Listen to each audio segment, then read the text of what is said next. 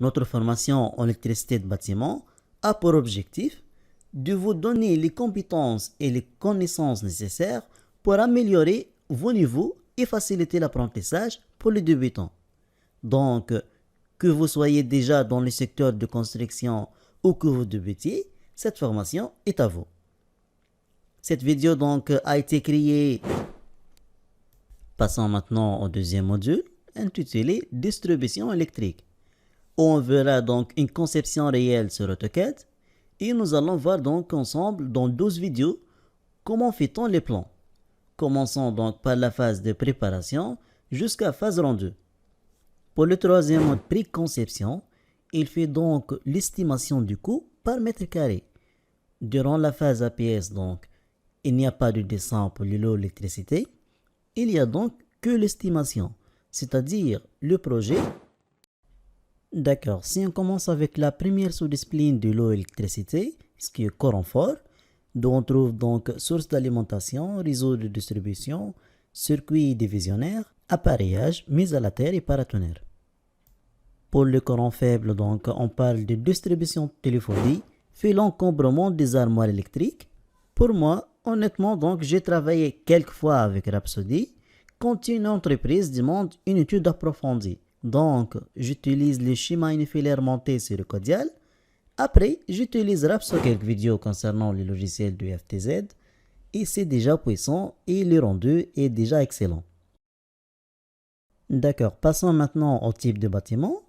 Et il y en a déjà plusieurs types de bâtiments, mais la plupart des projets sont de Dialux et Dialux Evo. Et on a la famille Alpi, donc d'où on a Canico Implantation, possède une ancienne version du logiciel.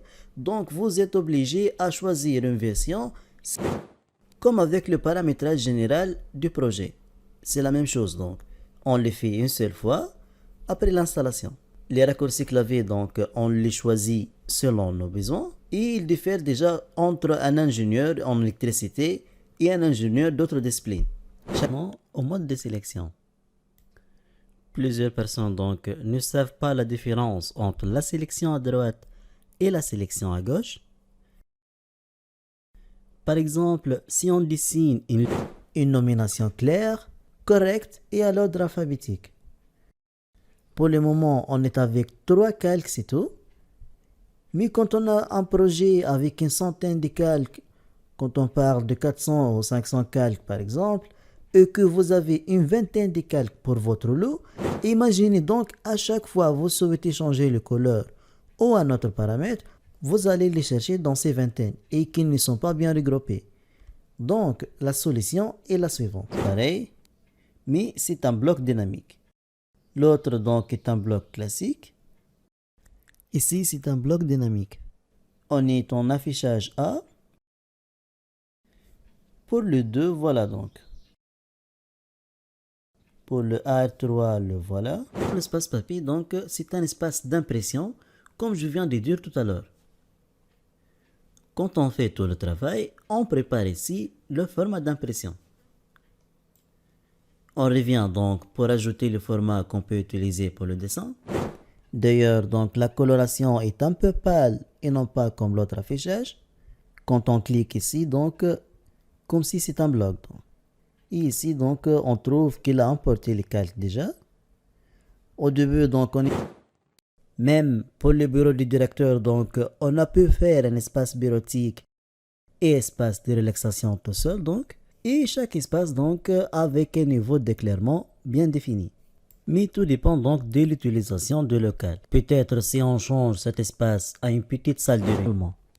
Cependant ici donc on trouve une intensité lumineuse élevée, puis basse, puis élevée encore. C'est pour cela donc les côtés du trottoir ne sont pas kiff-kiff.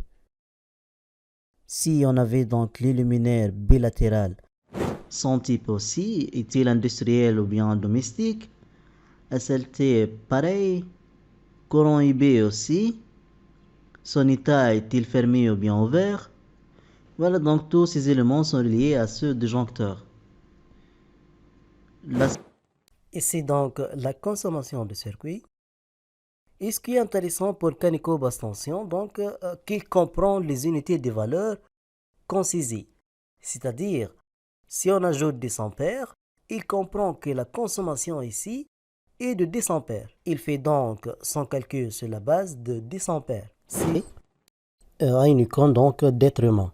C'est pour dire donc qu'une intervention humaine a été faite pour lancer le calcul. Et si vous choisissez ce modèle donc et que vous ne voulez pas qu'il change, donc cochez cette case. Et Kaneko fait les calculs donc en tenant en considération ce modèle. Formation qu'on a fait envers Kaneko implantation qui prend en considération les sections des câbles et les chutes de tension, ou bien envers BIM. Pour Kaneko implantation, donc, on le verra ensemble dans la vidéo suivante, où on va voir donc et déjà donc les tâches sont les mêmes sur le 2D et le 3D, donc la sélection est les mêmes. Select Similar et convertir en récepteur.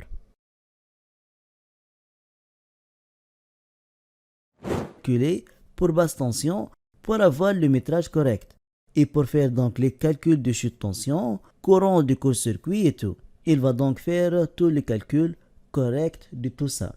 Si vous souhaitez changer ce câblage, vous pouvez changer son cheminement et directement mettre par exemple. Imaginez donc le résultat qui se répète pour une dizaine de bureaux. Vous pouvez donc penser au taux de gaspillage au niveau de câblage et chute de tension et ainsi de suite. Ok, donc on continue avec ces deux spots. La même chose donc. Câblage. Quel que soit donc, vous avez fait l'étude sur Kaneko implantation et vous l'envoyez à Dialux ou bien l'inverse. Tout est fait sur Dialux, enregistré comme STF. Après, vous l'importez ici avec l'implantation de luminaire avec la puissance correcte. Ce luminaire donc est une interface dynamique. Comme je viens de dire donc, ce qui est intéressant pour le logiciel Power BI, qu'il est relié à une base de données. Donc, n'importe quelle modification de données, ici par exemple, une mise à jour sera faite pour tous les éléments qui sont liés à la... Autre chose donc, pour les cartouches, on va utiliser ce modèle, car le dossier donc sera fait par l'architecte et c'est lui qui va faire l'impression des dossiers pour tous les lots. C'est lui qui va faire la désignation grand angle. Même un angle de 30 degrés donc est suffisant. Par contre, il y en a des caméras donc qui nécessitent des larges angles, à part les caméras qui utilisent 360 degrés. L'autre paramètre, c'est la mobilité. Il y en a donc des caméras qui sont fixes et elles ont donc... On doit choisir donc une disposition de telle sorte qu'on respecte la distance. De plus, il y en a une condition où l'implantation du détecteur donc dépend de l'implantation d'éclairage et de la climatisation. C'est pour cela donc l'implantation des extincteurs se fait tout près des armoires électriques ou bien des locaux techniques ou bien donc de toute source d'incendie à base électrique. C'est déjà la plus simple. Donc, quand on ajoute un bloc de secours ici, il va contenir une flèche orientée vers la droite.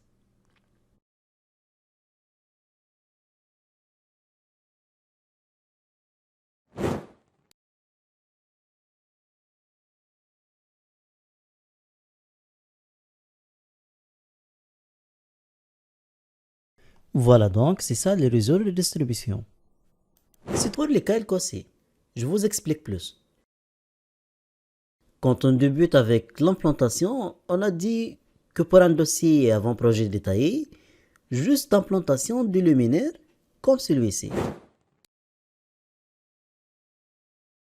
Et on valide donc avec le bouton OK. Voilà donc la modification. Elle est devenue donc un seul bloc.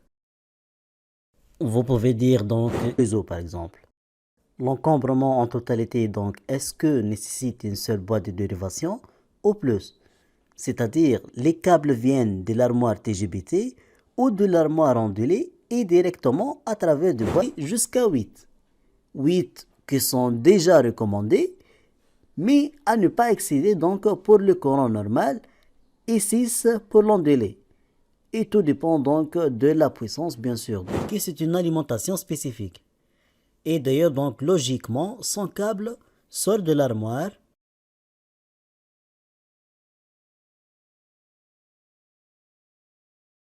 Des équipements électriques qui ne nécessitent pas la mise à la terre. Parfois, donc, on achète une tondeuse et on ne trouve pas le fil de terre. Et selon le constructeur, donc, ça ne contient pas une partie métallique. Accessoires supplémentaires par rapport aux projets normaux donc, qu'on était en train de parler tout à l'heure. Le synoptique donc est divisé en deux. Partie normale et partie que l'armoire sécurité donc dans le cas normal ne va pas fonctionner juste en cas d'incendie. Et pour le cas d'incendie donc la climatisation va stopper à travers un autre. Pour la climatisation 9,5 kW en monophasé sur une distance de 50 mètres, le tableau indique que vous devez utiliser un câble de section 6 mm. Le 3, par défaut donc, il ajoute le tableau électrique ici, sans protection. Le voilà, sans protection donc. C'est juste un départ sort vers le tableau. Si on jette un test, bien sûr, donc il faut les vérifier. Mode de pause, c'est bon ou non, les coefficients pareils, et ainsi de suite donc. C'est ça donc une simple méthode pour l'ajout des circuits. Concernant les calculs du niveau, donc on ne peut rien faire. On ne peut pas donc travailler avec les armatures dans ce projet. La solution donc c'est de travailler avec des luminaires. Ok, donc on commence tout d'abord par l'éclairage extérieur qui a été fait donc avec des projecteurs fixés sur les façades, sur les quatre côtés. Avec une prise normale et autre ondulée.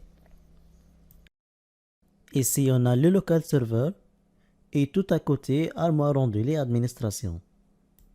Concernant les niveaux intermédiaires, comme on a vu avec l'éclairage, donc le niveau d'éclairement est très bas donc. Ici donc c'est en premier étage. Ici donc rez-de-chaussée. Ils sont tous reliés avec l'armoire MDF, Main Distribution Frame. Pour l'IDF, les câbles au-dedans donc sable fin et câble de terre. Autre chose donc, pour la niche du compteur Steg, il y en a l'armoire électrique